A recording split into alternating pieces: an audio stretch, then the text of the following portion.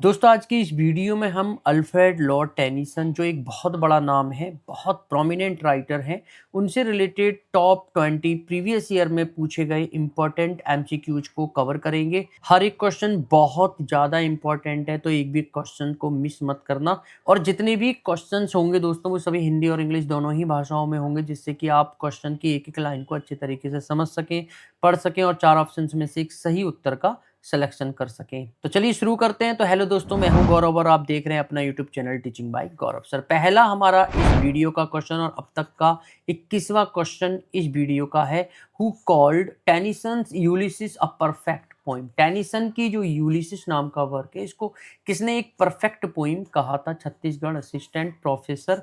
2014 में ये क्वेश्चन आया है। A John Ruskin, B Thomas Carlyle, C Ezra Pound या डी टी.एस. एलियट। चलिए देख लेते हैं करेक्ट आंसर क्या होगा। जो करेक्ट आंसर हो जाएगा वो हो जाएगा option D, T S. Eliot, a major 20th century poet called Tennyson's Ulysses a perfect poem. तो यहाँ पर आप हिंदी और इंग्लिश दोनों में ही आंसर में जो भी एडिशनल डिटेल्स है वो मैंने ऐड कर दिया, आप चाहें तो पढ़ सकते हैं। चलिए बढ़ते हैं अगले क्वेश्चन पर। TISS better to have loved and lost then never to have loved at all appears in Tennyson. किसी से प्यार करके उसे खो देना बिल्कुल प्यार न करने से कहीं बेहतर है। ये लाइन टेनिसन की किस कविता में देखने के लिए मिलती है? और ये भी छत्तीसगढ़ असिस्टेंट प्रोफेसर 2014 में क्वेश्चन आया है। A the charge of the light brigade, B in memoriam, C Mariana या डी द प्रिंसेस। चलिए देख लेते हैं करेक्ट आंसर क्या होगा। जो करेक्ट आंसर हो जाएगा वो हो जाएगा option B. This famous quote is from In Memoriam AHH, written over 17 years for Arthur Hallam। ये बहुत प्रसिद्ध पंक्ति टेनिसन के शोक गीत इन मेमोरियम नाम के वर्क में दी गई है। चलिए बढ़ते हैं अगले क्वेश्चन पर। The lady of Shalott was written by. The lady of Shalott किसके द्वारा लिखी गई थी? एमपी असिस्टेंट प्रोफेसर 2017 के एग्जाम में क्वेश्चन आया है। A Alfred Lord Tennyson, B Walter Scott, C Wordsworth या डी ब्राउनिंग। चलिए देख लेते हैं करेक्ट आंसर क्या होगा। जो करेक्ट आंसर हो जाएगा वो हो जाएगा option A. Alfred Lord Tennyson wrote this lyric ballad based on a medieval story of Elaine of Astolat. चलिए बढ़ते हैं अगले क्वेश्चन पर। नेक्स्ट हमारा question, I am a part of that I have met yet all experience is an arc where this gleams that untraveled world whose margin fades forever and forever when I move। मैं उस हर चीज का हिस्सा हूं जिससे मैं मिला हूं, फिर भी सारा अनुभव एक मेहराब आर्क जैसा है। मेहराब क्या होता है? ये गेट है, गेट के ऊपर ये जो जंगला होता है, खिड़की होती है इस तरीके की, तो ये हमारा क्या होता है? मेहराब, जिसे हम आर्क बोलते हैं, जिससे वह अनछुई दुनिया चमकती है, जिसका किनारा मेरे आगे बढ़ने पर और दूर हो जाता है। ये पंक्तियां किस कविता में है? एमपी असिस्टेंट प्रोफेसर 2017 में ये प्रश्न आया है। A crossing the bar, B Ulysses, C elegy या डी लोटस ईटर्स। चलिए देख लेते हैं करेक्ट आंसर क्या होगा। जो करेक्ट आंसर हो जाएगा वो हो जाएगा option B, Ulysses. These line occur in the poem Ulysses reflecting a passion for knowledge and adventure. चलिए बढ़ते हैं अगले क्वेश्चन पर। In memoriam Tennyson mourns the death of. इन मेमोरियम नाम का जो वर्क है, इसमें टेनिसन किसकी मृत्यु पर शोक मनाते हैं? MP assistant professor 2017, UP PGT 2004 और 2011 के एग्जाम में बार बार रिपीट कर करके एग्जामिनर ने पूछा है, तो इंपॉर्टेंस आप इस क्वेश्चन की समझ सकते हैं। ए जॉन कीट्स, बी हग क्लो, सी लॉर्ड बायरन या डी आर्थर हेलम। चलिए देख लेते हैं करेक्ट आंसर क्या होगा। जो करेक्ट आंसर हो जाएगा वो हो जाएगा ऑप्शन डी, आर्थर हेलम।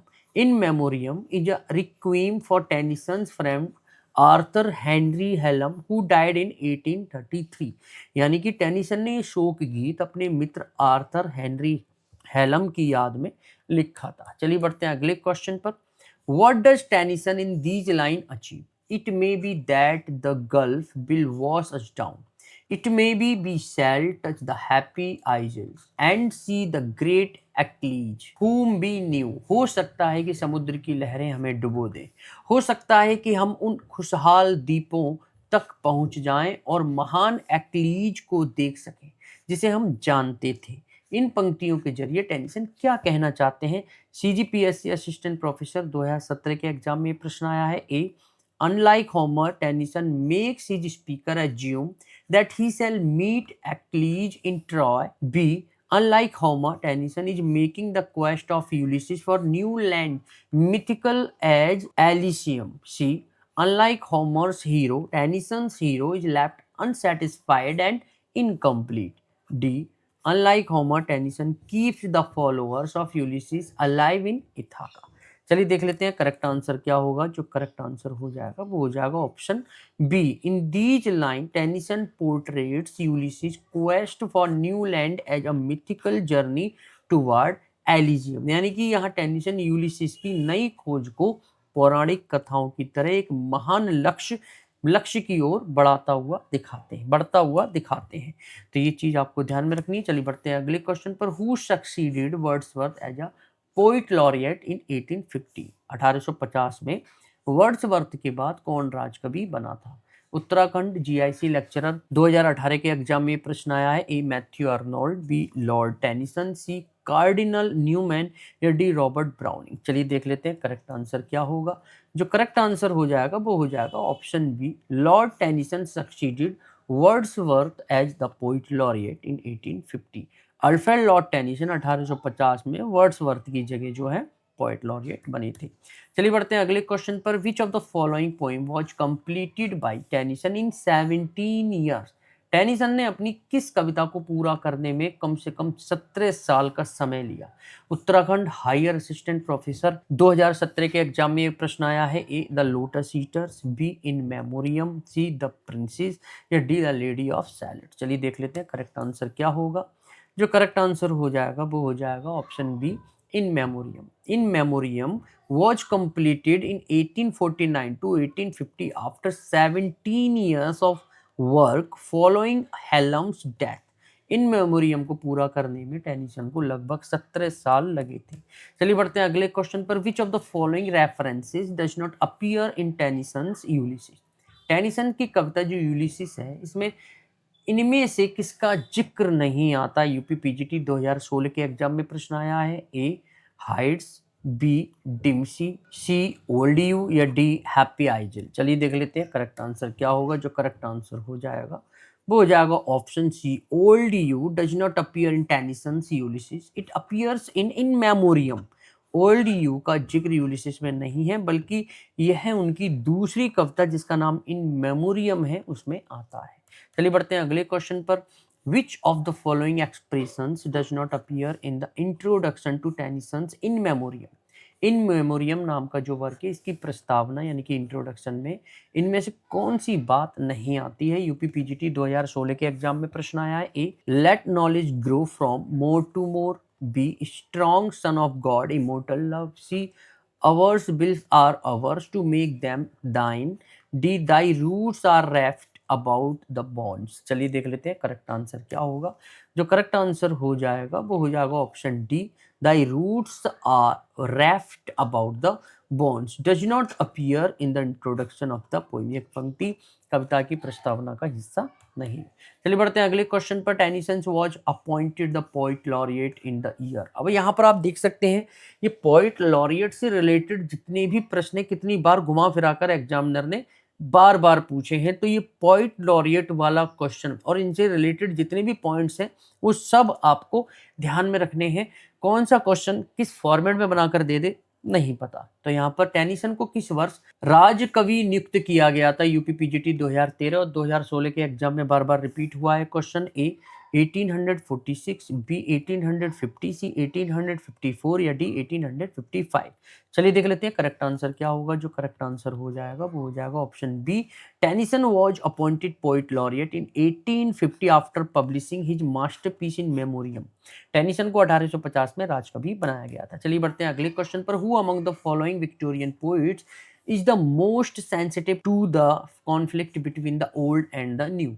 निम्नलिखित विक्टोरियन कवियों में से कौन पुराने और नए विचारों के बीच के टकराव के प्रति सबसे ज्यादा संवेदनशील है? यूजीसी नेट दिसंबर 2004 के एग्जाम में प्रश्न आया है। ए टेनिसन, बी रोजिटी, सी ब्राउनिंग या डी स्वइनबर्न। चलिए देख लेते हैं करेक्ट आंसर क्या होगा? जो करेक्ट आंसर हो जाएगा वो हो जाएगा option A. Alfred Lord Tennyson is known for reflecting the doubts and dilemmas of Victorian society. Alfred Lord Tennyson Victorian युग के बदलावों और उलझनों को सबसे ज्यादा गहराई से व्यक्त करते हैं। चलिए बढ़ते हैं अगले क्वेश्चन पर।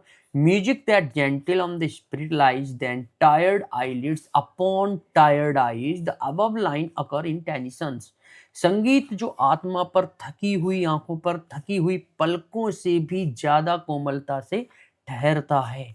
ये पंक्तियां टेनिसन की किस कविता में देखने के लिए मिलती हैं? यूजीसी नेट दिसंबर 2007 के एग्जाम में प्रश्न आया है। A tears idle tears, B in memoriam, C Maud, या डी द लोटस ईटर्स। चलिए देख लेते हैं करेक्ट आंसर क्या होगा। जो करेक्ट आंसर हो जाएगा वो हो जाएगा option D the lotus eaters. These line are from the lotus eaters describing the peaceful altered state of the sailors. ये कविता लोटस ईटर्स कविता से ली गई है। चलिए बढ़ते हैं अगले क्वेश्चन पर। Tennyson's poem about women's right and women's sphere is. महिलाओं के अधिकारों और उनके क्षेत्र के बारे में टेनिसन की कौन सी कविता है? यूजीसी नेट जून 2008 के एग्जाम में प्रश्न आया है। A Maud, B in memoriam, C idylls of the king, D the princess. चलिए देख लेते हैं करेक्ट आंसर क्या होगा। जो करेक्ट आंसर हो जाएगा वो हो जाएगा ऑप्शन डी द प्रिंसेस।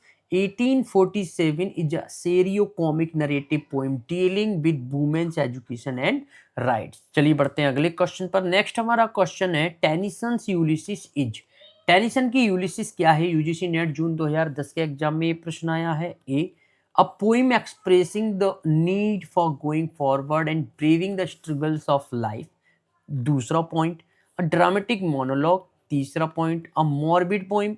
चौथा point a poem making intensive use of satire. अब आपको बताना है ये जो टेनिसन की यूलिसिस है इन कौन से पॉइंट से रिलेटेड है। पहला ऑप्शन फर्स्ट और फोर्थ पॉइंट, बी सेकंड और third point, C third and fourth point, या D first and second point. चलिए देख लेते हैं करेक्ट आंसर क्या होगा। जो करेक्ट आंसर हो जाएगा वो हो जाएगा option D first and second point. यानी कि Ulysses is both a dramatic monologue and a poem about moving forward through life's struggle. Ulysses की एक ड्रामेटिक मोनोलॉग है, ये एक ड्रामेटिक मोनोलॉग है और यह जीवन के संघर्षों में आगे बढ़ने की प्रेरणा देती है। तो हम कह सकते हैं ऑप्शन डी यानी कि first and second point will be corrected. चलिए बढ़ते हैं अगले क्वेश्चन पर। Which of the following Tennyson poem is a dramatic monologue. इनमें से टेनिसन की कौन सी कविता एक ड्रामेटिक मोनोलॉग है? यूजीसी नेट जून 2011 के एग्जाम में प्रश्न पूछा गया है। A in memoriam, B the charge of the light brigade, C crossing the bar, या डी टिथोनस। चलिए देख लेते हैं करेक्ट आंसर क्या होगा। जो करेक्ट आंसर हो जाएगा वो हो जाएगा ऑप्शन डी टिथोनस, written in 1833, जो popular example of a dramatic monologue by Tennyson. यानी कि टिथोनस टेनिसन द्वारा लिखा गया एक प्रसिद्ध ड्रामेटिक मोनोलॉग है। चलिए बढ़ते हैं अगले क्वेश्चन पर। बाय द एंड ऑफ इन memoriam the speaker. In memoriam के अंत तक वक्ता जो कवि है वो कैसा महसूस करता है? यूजीसी नेट जून 2013 के एग्जाम में प्रश्न आया है। A re embraces a Christian vision of after life, B reasserts religious doubts and scientific skepticism, option C reiterates the Darwinian view of social life, या option D reaffirms his faith in universal brotherhood। चलिए देख लेते हैं correct answer क्या होगा। जो correct answer हो जाएगा वो हो जाएगा option A re-embrace a Christian vision of afterlife. By the end of the poem, the speaker re-embraces a religious and Christian vision of the after life. यानी कि कविता के अंत तक कवि का ईश्वर और मृत्यु के बाद के जीवन पर विश्वास फिर से पक्का हो जाता है। चलिए बढ़ते हैं अगले क्वेश्चन पर। The old order change yielding place to new and God fulfil himself in many ways. पुरानी व्यवस्था बदल जाती है और उसकी जगह नई व्यवस्था ले लेती है और ईश्वर कई तरीकों से अपना काम पूरा करता है। ये पंक्तियां टेनिसन की किस कविता में है? यूजीसी नेट 2014 के एग्जाम में प्रश्न आया है। ए लॉक्सली हॉल, बी टू वॉइसेस, सी मॉर्टे दी अर्थर, या डी यूलिसिस। चलिए देख लेते हैं करेक्ट आंसर क्या होगा। जो करेक्ट आंसर हो जाएगा वो हो जाएगा ऑप्शन सी मॉर्टे दी अर्थर। यानी कि these famous line are from Tennyson's Morte d'Arthur. चलिए बढ़ते हैं अगले क्वेश्चन पर। A poet laureate said I do not think that since Shakespeare there has been such a master of the English language as I. मुझे नहीं लगता कि Shakespeare के बाद मेरे जैसा कोई अंग्रेजी भाषा का इतना बड़ा जानकार रहा है। यह किस राजकवि ने कहा था? यूजीसी नेट जून 2015 के एग्जाम में प्रश्न आया है। A Stephen Spender, B John Dryden, C Alfred Lord Tennyson या डी टैड ह्यूग्स। चलिए देख लेते हैं करेक्ट आंसर क्या होगा। जो करेक्ट आंसर हो जाएगा वो हो जाएगा option C, Alfred Lord Tennyson made this remark about his mastery over the English language. ये बात किसने कही थी? अल्फ्रेड लॉर्ड टेनिसन ने अपनी भाषा पर पकड़ के बारे में कही थी। चलिए बढ़ते हैं इस वीडियो के अंतिम प्रश्न पर। Which of these is not a pastoral elegy? निम्नलिखित में से कौन सा एक ग्रामीण शोक गीत नहीं है? यूजीसी नेट दिसंबर 2015 के एग्जाम में क्वेश्चन आया है। ए लैसिडस, बी इन मेमोरियम, सी थायरिसिस या डी एडोनिस। चलिए देख लेते हैं करेक्ट आंसर क्या होगा। जो करेक्ट आंसर हो जाएगा वो हो जाएगा option B, in memoriam is an elegy but does not follow the traditional pastoral format. In Memoriam एक शोक गीत है पर ये पेस्टोरल यानी कि ग्रामीण शैली का गीत नहीं है। तो इस तरीके से दोस्तों हमने प्रीवियस ईयर में बार बार एग्जामिनर के द्वारा पूछे गए रिपीटेड क्वेश्चंस को सॉल्व कर लिया है। यहीं से हम कंटिन्यूटी बनाते हुए अगली वीडियो में भी टॉप 20 इंपॉर्टेंट प्रीवियस ईयर में पूछे गए टेनिसन से रिलेटेड इंपॉर्टेंट क्वेश्चंस को कवर करेंगे। बाकी अगर कोई भी कंसर्न या प्रॉब्लम फेस हो रही है तो नीचे मुझे कमेंट बॉक्स में कमेंट करके बता सकते हैं। पहली बार अगर मेरी वीडियो को देख रहे हैं, चैनल को सब्सक्राइब करके मेरे से जुड़ सकते हैं। अगली वीडियो में दोबारा से मुलाकात करते हैं, तब तक के लिए thanks for watching this video.